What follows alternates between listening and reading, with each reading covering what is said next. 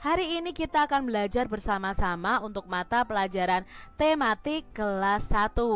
Kita belajar di tema 8 nih, peristiwa alam, subtema 4, bencana alam, pembelajaran yang ketiga. Mari adik-adik kita belajar dengan penuh semangat. Adik-adik yang hebat, Lani dan teman-teman itu sedang bermain bersama. Mereka bermain di halaman sekolah. Lani mengajak teman-temannya bermain peran tentang kejadian alam yang ada di sekitar. Peran apakah yang akan mereka mainkan? Nah, mari kita cari tahu bersama-sama adik-adik. Teman-teman, ayo kita bermain peran. Bagaimana kalau bermain peran tentang bencana banjir? Kata Lani. Lalu Udin menjawab, ayo, tapi bagaimana caranya? Peran apa yang akan kita mainkan? Tanya si Udin adik-adik. Saya tahu, kita buat cerita terlebih dahulu. Cerita tentang desa kita yang kebanjiran. Kita semua mengungsi ke balai desa, kata Beni. Saya mengungsi ke balai desa sambil berjalan kaki. Nanti Beni mengungsi naik perahu karet ya, kata Dayu. Saya jadi dokter ya, saya memeriksa pengungsi yang sakit, kata Edo. Saya jadi penduduk desa tetangga, saya membawakan makanan untuk pengungsi, kata Siti adik-adik. Saya yang membantu ya, saya jadi kepala desa ya, saya membantu penduduk untuk mengungsi. Nah, itu tadi peran dari teman-teman Lani yang akan bermain peran menceritakan tentang bencana alam banjir ya. Tadi ada yang mau jadi dokter, ada yang mau jadi korban banjirnya, lalu ada yang menjadi kepala desanya, ada yang menjadi masyarakat atau tetangga desanya untuk membantu. Nah, adik-adik juga bisa bermain peran bersama dengan teman-teman kalian. Kalian bisa lakukan secara berkelompok. Ada yang menjadi dokter, ada yang menjadi korban banjir, ada yang memberikan pertolongan atau bantuan ya. Kalian bisa lakukan bersama teman-teman kalian. Adik-adik yang hebat, kita akan lanjutkan.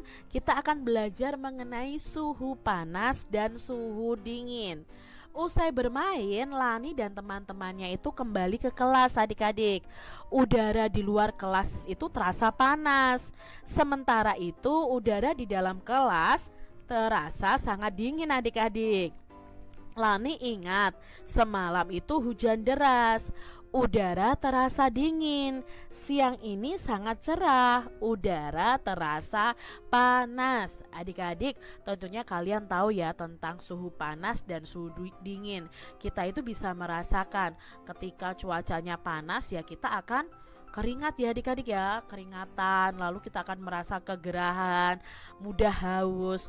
Berbeda dengan suhu dingin. Nah, saat suhu dingin tubuh kita bisa menggigil, harus pakai selimut atau jaket ya adik-adik ya. Nah, kalian bisa membedakan suhu panas dan suhu dingin. Misalnya kalau kompor menyala itu suhunya panas, tapi kalau di dalam kulkas itu suhunya dingin ya. Itu perbedaan panas dan dingin. Udara hari ini sangat panas ya, kata Lani. Menurutku udara hari ini cukup dingin, kata Edo.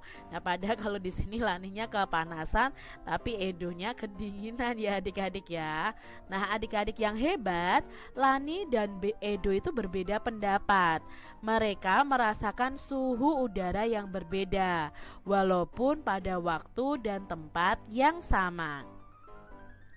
Adik-adik yang hebat, di sini kalian akan bermain sambil mengukur suhu. Bagaimana udara di tempat kalian masing-masing? Samakah suhu udara yang kalian rasakan dan mengapa? Nah, Edo di sini mencoba mengukur suhu adik-adik. Mengukur suhu dengan alat ukur yang tidak baku. Edo memegang kursi di kelas dengan telapak tangannya.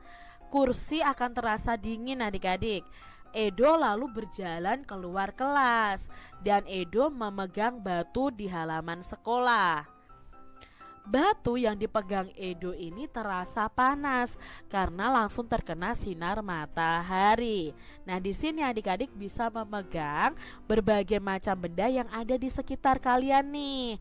Coba kalian mengukur suhu benda di dalam kelas maupun di luar kelas, atau di dalam rumah maupun di luar rumah.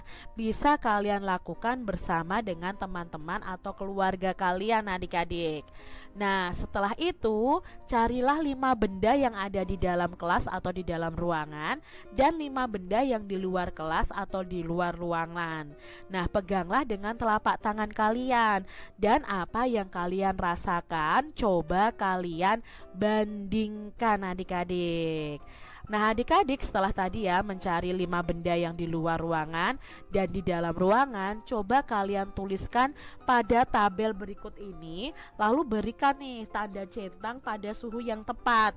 Misalnya kursi. Kursi itu adalah bendanya, lokasinya di dalam kelas.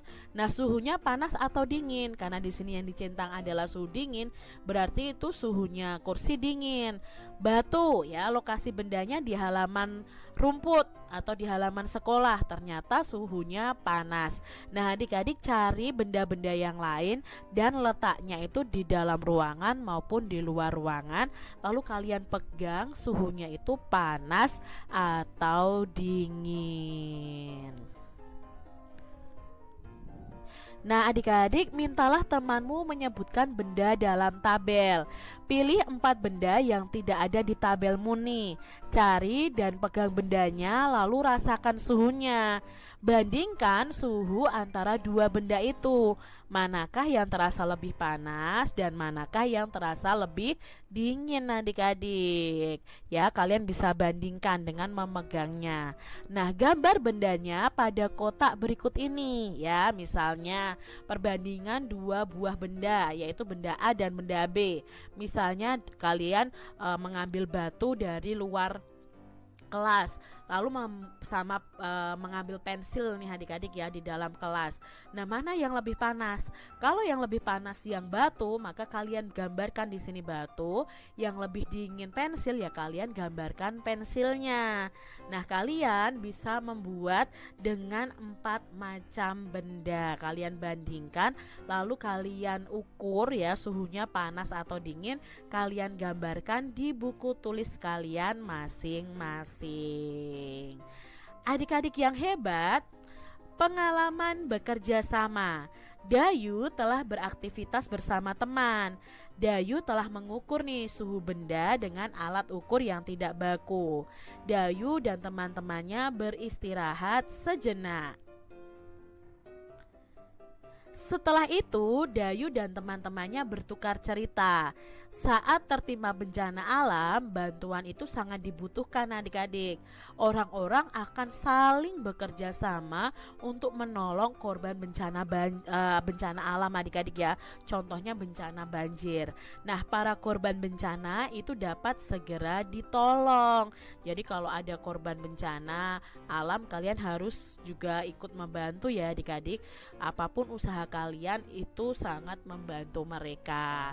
Begitu pula saat di rumah terjadi masalah, anggota keluarga juga harus saling bekerja sama agar masalah di rumah itu segera teratasi. Jadi kalau ada permasalahan di rumah harus bekerja sama menyelesaikannya ya adik-adik. Dayu lalu menulis pengalamannya. Pengalaman melakukan kegiatan kerjasama di rumah.